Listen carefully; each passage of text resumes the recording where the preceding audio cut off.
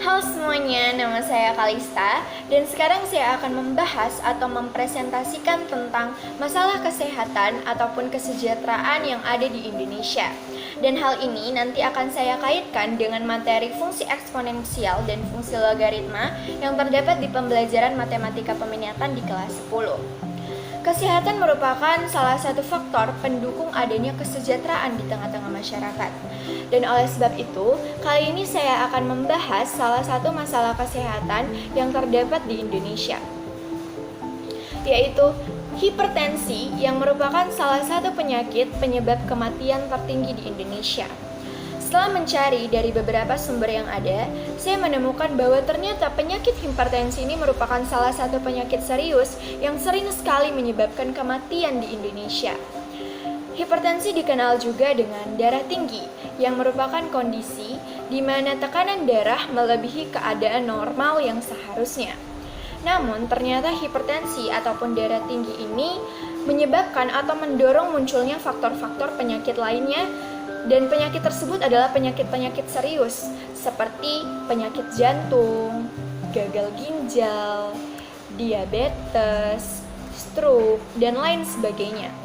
Dan hal inilah yang menyebabkan mengapa hipertensi merupakan salah satu penyakit yang menyebabkan kematian tertinggi di Indonesia.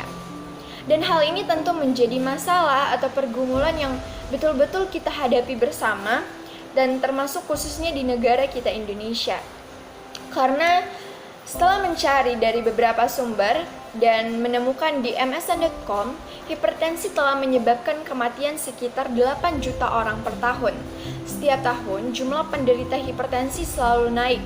Fakta menunjukkan prevalensi hipertensi naik dari 25,8% pada 2013 menjadi 34,1% pada 2018.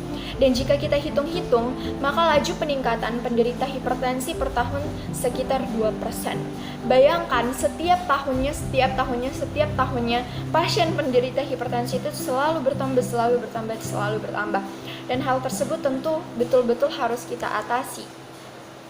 Dan jika kita lihat menggunakan grafik fungsi eksponensial, kita bisa menggunakan fungsi eksponensial seperti berikut ini, yaitu PT sama dengan P0 dalam kurung 1 tambah R pangkat T, di mana PT merupakan jumlah pasien terjangkit pada tahun sekian, yaitu apabila kita ingin mencari misalnya berapakah jumlah pasien penderita hipertensi pada 2014 atau pada 2015 atau pada 2016, maka PT ini adalah yang akan kita cari nantinya.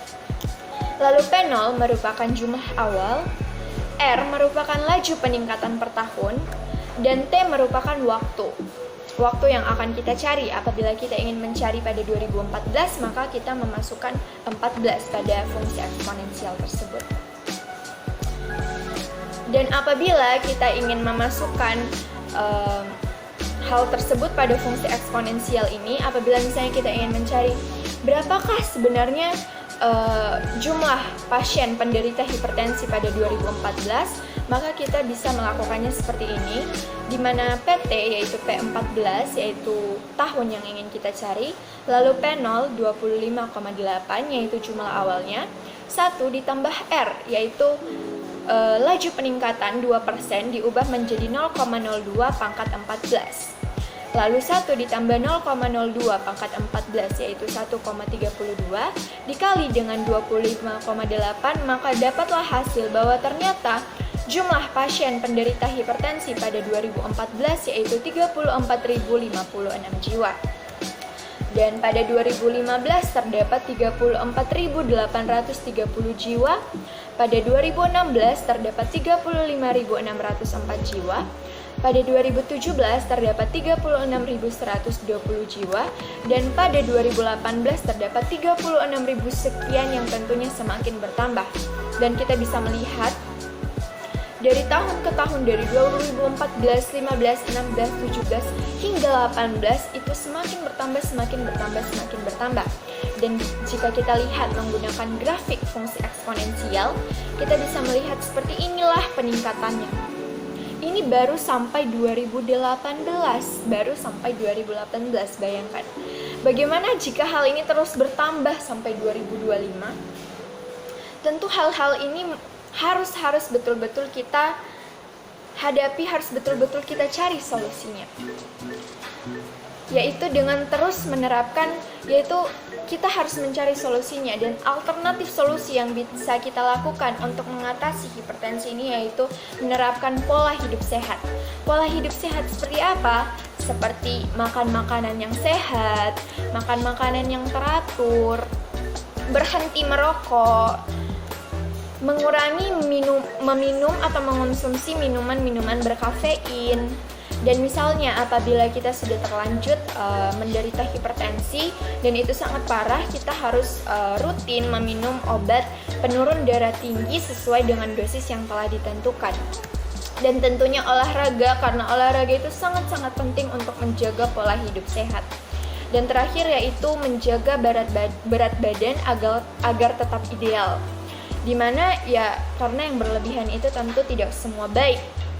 Bukan tidak semua, bahkan semua yang berlebihan itu tidak baik.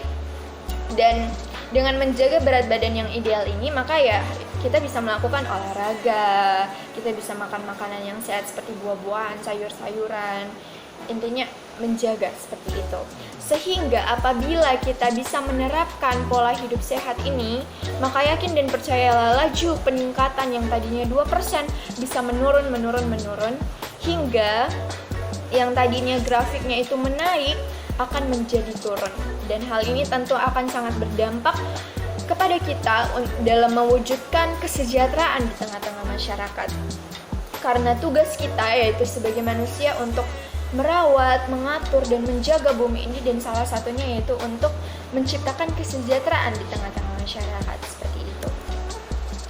Dan perspektif Kristen yang bisa kita ambil melalui pembahasan ini yaitu seharusnya kita bisa semakin menyadari bagaimana besarnya kuasa anugerah Tuhan yang begitu luar biasa.